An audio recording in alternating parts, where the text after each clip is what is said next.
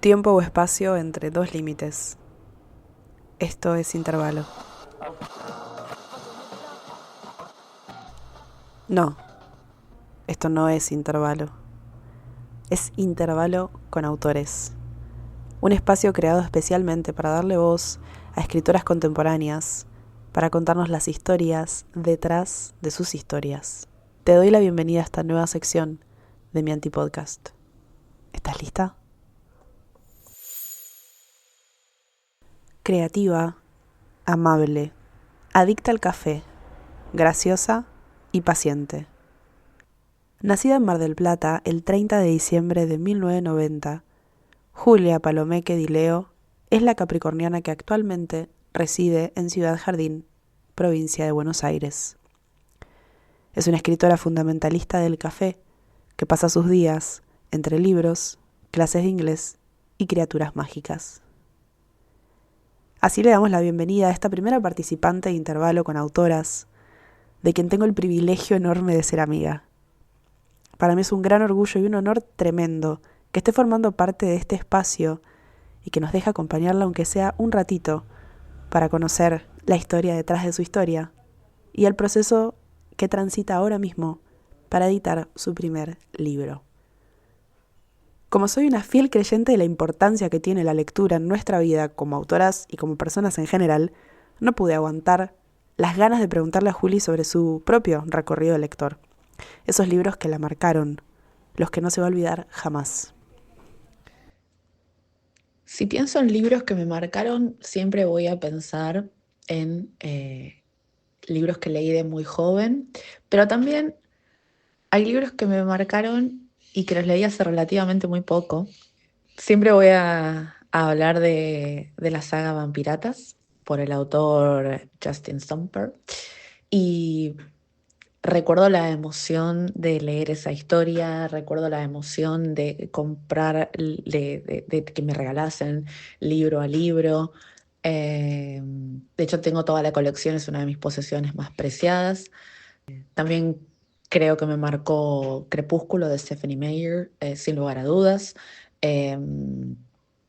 Todo el movimiento, todas las personas que conocí, todos los vínculos que formé, todo, realmente.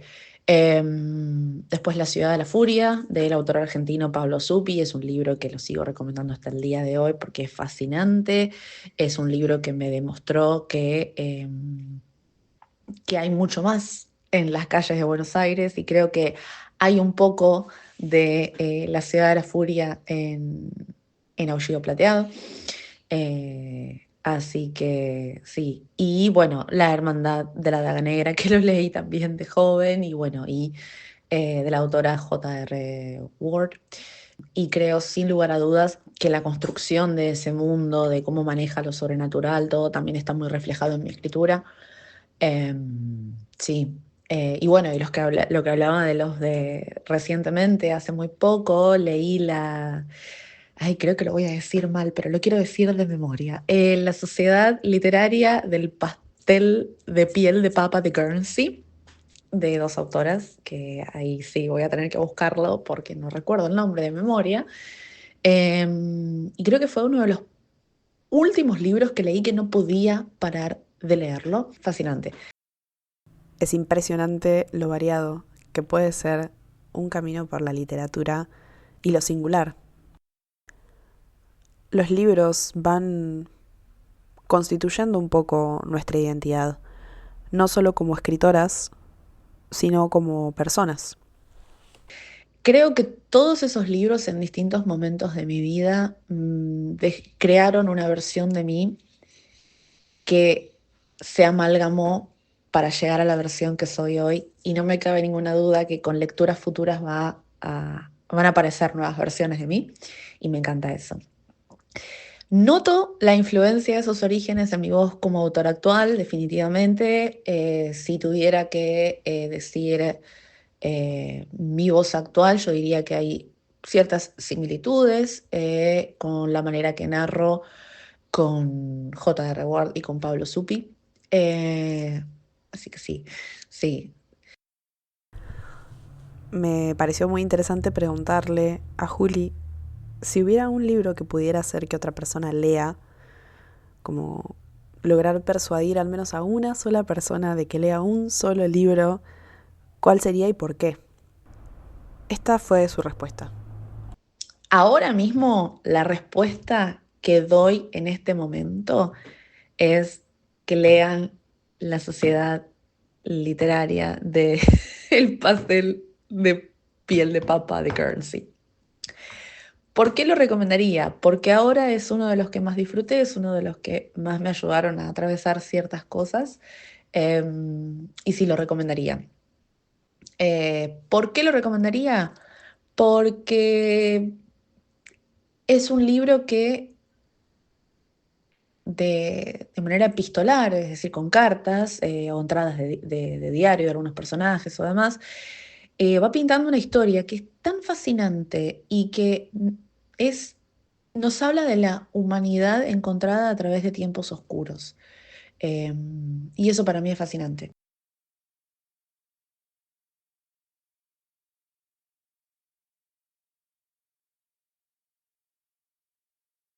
Son pocas las veces que podemos hablar con artistas con este nivel de cercanía e intimidad. Yo siento que una de las partes más valiosas de contar con esta posibilidad, en el caso de una autora, es conocer un poco la cocina de la escritura.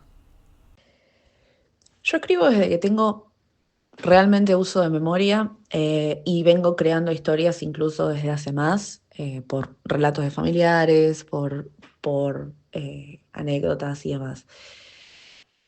Yo siento que en la escritura encuentro una libertad de crear y de darle voz a todos esos personajes que alguna vez, por ejemplo, tomando un café se me ocurrieron o, no sé, lo soñé. Y digo, bueno, quiero contar su historia. Em, Creo que escribo porque puedo, porque quiero y porque creo de esa manera historias que me gustaría leer. Y porque no conozco otra forma de arte más mía que la escritura. Escribo tanto en papel como en digital, escribo las dos. Tengo un montón de cuadernos, un montón, un montón. Sigo comprándome cuadernos, tengo un problema con los cuadernos. Tengo demasiados, pero en realidad no son nunca demasiados, tengo muchos. Em, y siempre salgo de mi casa con un cuaderno y una lapicera para poder anotar ideas ahí. Ideas que después vuelco a lo digital. Hay veces que escribo solamente en lo digital, sentada frente a mi computadora con mi teclado. eh, y bueno, y tengo un pequeño ritual que, bueno, yo vivo con mi pareja de hace 10 años. Y lo que yo hago básicamente es avisarle que voy a entrar en la zona.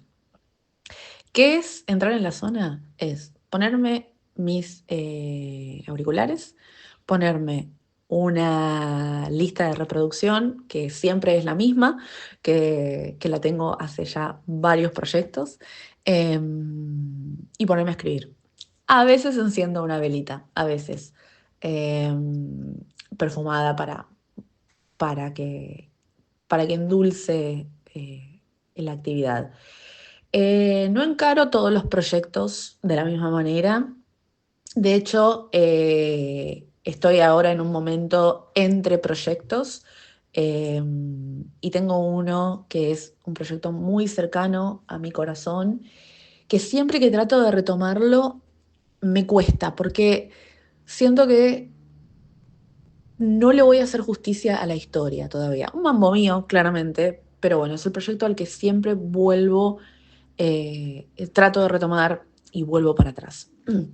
Después, todo lo que son los proyectos así fugaces o demás, sí suelo encararlos de la misma manera, sentarme a escribir, poner música y ya está. Em, pero sí, ahí la verdad que voy mutando, voy variando. Eso sí.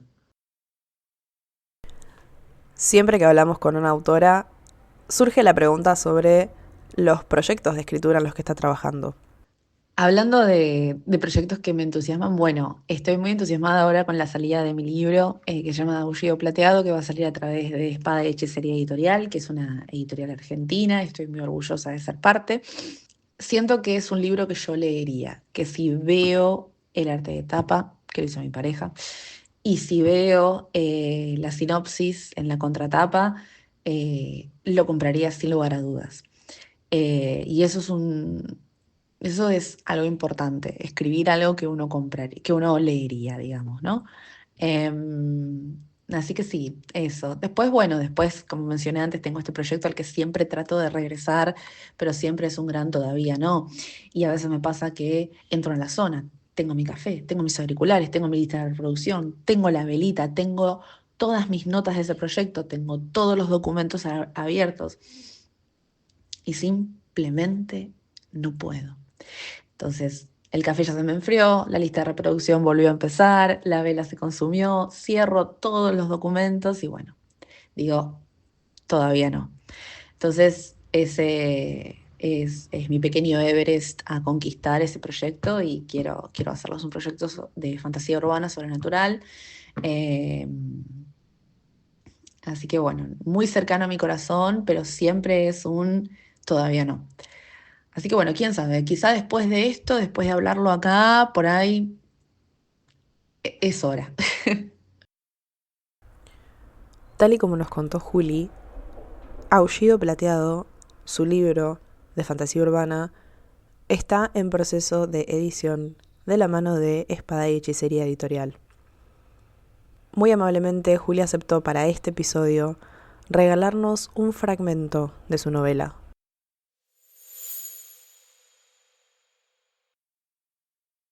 La voz de Javier llamándolo llegó a él, y Leonardo descendió a la velocidad de sus pasos. Luego de alejarse del edificio de Virginia, había tomado la ruta de vuelta a su hogar.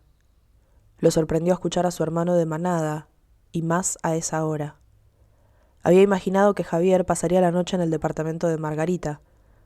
Al voltearse para saludarlo, pudo ver confusión en los ojos de un profundo verde del otro macho, mientras los barría sobre él por completo, analizándolo, olfateándolo. Su mirada pasó del siempre gentil tono que rivalizaba con una esmeralda a transformarse en una tormenta eléctrica verde, el tono de la amenaza. Ah, sí, la sangre. ¿Qué pasó? El tono de voz pasó de jovial a completamente serio, un gruñido suave subrayando sus consonantes. Nada, me distraje. Estaba pensando en Barnabás y no me di cuenta de que terminé frente al Palacio de Aguas Corrientes. Gesticuló con una de sus manos, señalando a una de las estaciones de subte más cercanas, Carlos Pellegrini, para indicarle que siguieran caminando. Estaban cerca de la manada. No es el mejor lugar para distraerse, pero no es excusa para atacarte. No deberían haberlo hecho. Somos libres de caminar por donde queramos. Lo estudió con el ceño fruncido y exhaló. ¿Qué hiciste? Nada, bufó, y se pasó una mano por el pelo. Podía sentir la preocupación de su amigo llegando a él en oleadas. Tranquilo, estoy bien, Javi. No hay que arrancarle la cabeza a nadie, aseguró, con una sonrisa conciliadora. Y sin embargo sigo oliendo sangre fresca en vos. Javier separó los labios para dejar que el aroma entrase en su boca y paladearlo. Sí, era la sangre de Leo. Podría reconocerla en cualquier sitio. Eso hizo que el macho de ojos plateados pensara por unos segundos, hasta que recordó que había usado su campera de cuero para envolver la alfombra de Virginia. No quería hablar de eso en ese momento, mientras estaban en la calle. Podía esperar a que llegaran a la manada, o podía tan solo no volver a mencionarlo. Sí, bueno, eso no importa. ¿Cómo fueron las cosas con Margarita más temprano? Preguntó luego de rumiar sus pensamientos unos segundos, deseoso de cambiar de tema. Sabía que la mención de la hembra rubia siempre lograba distraer a Javier. Lo escuchó inhalar despacio y notó que tardó un poco antes de responder. Aminoró la marcha para compasar sus pasos a los de su mejor amigo y pudo verlo usar las técnicas de respiración que Cecilia les había enseñado cuando eran apenas unos cachorros sin control. Javier se ocupó de tranquilizar a su bestia interna antes de responder, haciéndole saber que su hermano de manada estaba a salvo, que no había necesidad de salir a la superficie. Estamos mejor, supongo. Marga está segura de que pronto voy a producir veneno por ella. De pronto se sintió inseguro al decir eso en voz alta. Quizás no era mala idea concentrarse en intentar que sus glándulas crearan veneno. Margarita era una buena hembra y merecía encontrar a su pareja, merecía poder tener hijos. Él podía acostumbrarse a un futuro con ella. Podría hablar con Cecilia para ver si existía alguna manera de inducir la producción de veneno, de activar sus glándulas para Margarita y así activar el útero de la hembra. No era la primera vez que pensaba en hacerlo, ni la primera que se sentía como un fracasado por no producir veneno para la única hembra que, según él, valía la pena. Una hembra que merecía solo cosas buenas. ¿No estás seguro de que sea la indicada?, preguntó Leo, con la voz cargada de cautela. Sabía lo mucho que a su amigo le preocupaba lastimar a la hembra, quien desde pequeña se había sentido atraída hacia Javier. Habían crecido juntos, en grupo con Samantha, la melliza de Margarita. Cuando Barnabás decidió que ella sea una de las infiltradas en la fuerza de la policía humana junto a Samantha, Margarita había pasado una noche entera llorando en los brazos de Javier, porque, según ella, eso impediría que estuvieran juntos. Ella había ignorado que Barnabás también había asignado a Javier como cuidador del ecoparque de Buenos Aires. Se podían ver bastante seguido, si ella sí lo quería. Y la verdad que no. Si querés pensar que soy un hijo de puta, hacelo. La culpa agrió la voz de Javier mientras se pasaba una mano por la solapa de la campera de cuero negra que siempre llevaba puesta. Chasqueó la lengua al terminar. No iba a hacerlo. Margarita es Margarita, es perfecta, graciosa y me gusta, pero no sé, me falta algo. Hace años que estamos juntos y todavía no tengo veneno. Yo sé que es mi culpa, porque soy un boludo. Apretó la mandíbula pasando saliva y con la mirada gacha, fija en sus borcegos negros mientras avanzaba. Javi, no es tu culpa que no lo hayas hecho, aseguró Leo, tratando de sonar lo más suave que podía al tratarse de un asunto tan delicado. Ella dice que está segura que pronto va a pasar y no quiero romperle el corazón. Los ojos de Javier se posaron sobre los de él y buscó apoyo en los suyos. ¿Y el tuyo? ¿Mi qué? Tu corazón, Javi. No estás precisamente destilando alegría ahora mismo, hermano. Lo escuchó resoplar y sintió pena por el macho de ojos verdes.